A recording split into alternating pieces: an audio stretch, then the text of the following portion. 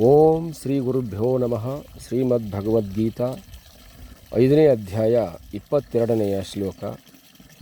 ಏಹಿ ಸಂಸ್ಪರ್ಶಜಾ ಭೋಗಾಃ ದುಃಖಯೋನಯ ಏವತೆ ಆದ್ಯಂತವಂತ ಕೌಂತೆಯ ನ ತೇಷು ರಮತೆ ಬುಧಃ. The pleasures which are born of sense contacts are verily a source of suffering only, though appearing as enjoyable to worldly minded people. They have a beginning and end, the come and go. Arjuna, it is for this reason that a wise man does not indulge in them.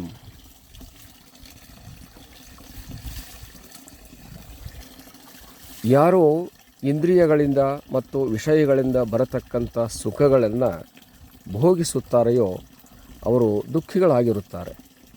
ಯಾರು ಇಂದ್ರಿಯ ಮತ್ತು ವಿಷಯಗಳಿಂದ ಬರತಕ್ಕಂಥ ಸುಖಗಳು ಅನಿತ್ಯ ಕ್ಷಣಿಕ ಎಂದು ತಿಳಿದಿರುತ್ತಾರೆಯೋ ಅವುಗಳನ್ನು ತ್ಯಾಗ ಮಾಡಿರುತ್ತಾರೆ.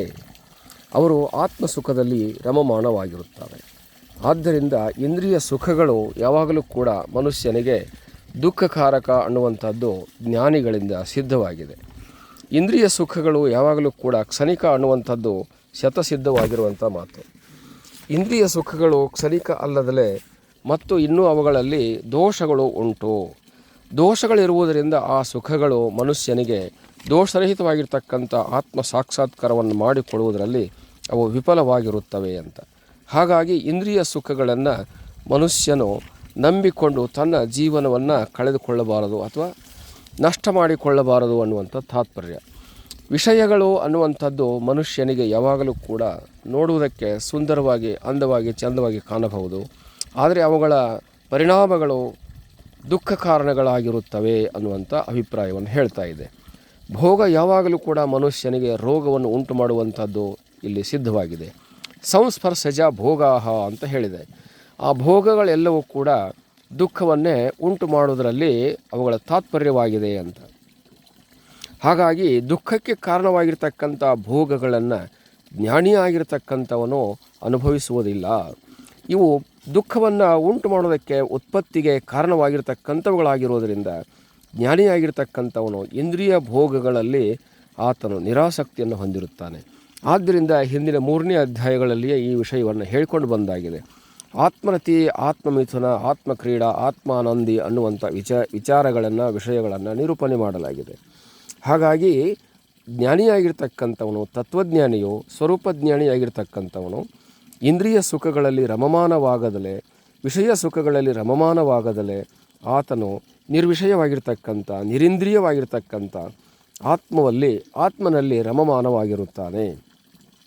ವಿಷಯಗಳು ಕ್ಷಣಿಕವ ಎಂದು ಹೇಳುವುದಷ್ಟೇ ಅಲ್ಲದಲೇ ಅವು ಮನುಷ್ಯನನ್ನು ಎಳೆದು ಹಾಕತಕ್ಕಂಥ ಕೊರಕಗಳಾಗಿರುತ್ತವೆ. ಮನುಷ್ಯನನ್ನು ದಾರಿ ಬಿಡಿಸ್ತಕ್ಕಂಥ ಯೋಗವನ್ನು ಹೊಂದಿರುತ್ತವೆ.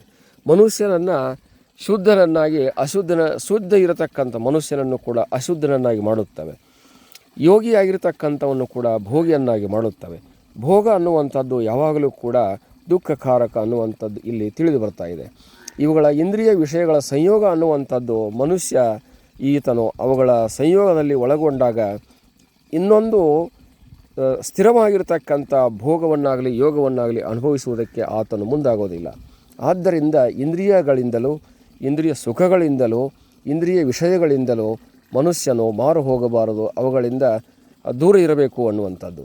ಅವು ಯಾವಾಗಲೂ ಕೂಡ ಮನುಷ್ಯನ ತತ್ವಜ್ಞಾನಕ್ಕೆ, ಆತ್ಮಜ್ಞಾನಕ್ಕೆ ಪೂರಕವಾಗಿಲ್ಲ, ಅವು ಮಾರಕವಾಗಿವೆ ಅನ್ನುವಂಥದ್ದನ್ನು ಇಲ್ಲಿ ಹೇಳ್ತಾ ಇದೆ. ಇವು ದುಃಖಗಳನ್ನೇ ಉಂಟು ಮಾಡುವಂಥವುಗಳಾಗಿರುವುದರಿಂದ ಇವುಗಳನ್ನು ತನ್ನ ಯೋಗಕ್ಕಾಗಿ ಬಳಸಿಕೊಳ್ಳಬೇಕಲ್ಲದಲೇ ಭೋಗಕ್ಕಾಗಿ ಬಳಸಿಕೊಳ್ಳಬಾರದು. ಆದ್ದರಿಂದ ಹಿತಭುಕ್, ಮಿತಭುಕ್, ಋತಭುಕ್ ಅನ್ನುವಂಥ ಸೂತ್ರವನ್ನು ಆರೋಗ್ಯ ಶಾಸ್ತ್ರಕಾರರು ಹೇಳಿರುವಂಥದ್ದು. ನಾವು ಬಳಸ್ತಕ್ಕಂಥ ಯೋಗಗಳು, ನಾವು ಬಳಸ್ತಕ್ಕಂಥ ಭೋಗಗಳೆಲ್ಲವೂ ಕೂಡ ಅದು ಯೋಗವಾಗಿ ಅಥವಾ ಅದು ಆತ್ಮ ಸಾಧನೆಗೆ, ಆತ್ಮಚಿಂತನೆಗೆ ಸಾಧಕವಾಗಬೇಕಲ್ಲದಲೇ ಅದು ಬಾಧಕವಾಗಬಾರದು ಅನ್ನುವಂಥ ತಾತ್ಪರ್ಯವನ್ನು ಇಲ್ಲಿ ಹೇಳ್ತಾ ಇದೆ. ಹಾಗಾಗಿ ದುಃಖಕ್ಕೆ ಕಾರಣವಾಗಿರ್ತಕ್ಕಂಥ ವಿಷಯ ಮತ್ತು ಇಂದ್ರಿಯಗಳ ಸಂಯೋಗ ಅನ್ನುವಂಥದ್ದು ಇವುಗಳನ್ನು ಆತ್ಮಜ್ಞಾನಿಯಾಗಿರ್ತಕ್ಕಂಥವನು ಆದಷ್ಟು ದೂರ ಇರಬೇಕು ಅನ್ನುವಂಥ ಅಭಿಪ್ರಾಯವನ್ನು ಹೇಳಿದೆ. ಜ್ಞಾನಿಯು ನಿಜವಾಗಿರ್ತಕ್ಕಂಥ ತತ್ವಜ್ಞಾನಿಯು ಇವುಗಳಿಂದ ದೂರ ಇರುತ್ತಾನೆ ಅನ್ನುವಂಥ ಅಭಿಪ್ರಾಯವನ್ನು ಇಲ್ಲಿ ಹೇಳಿದೆ. ಹರಿ ಓಂ ತತ್ಸತ್.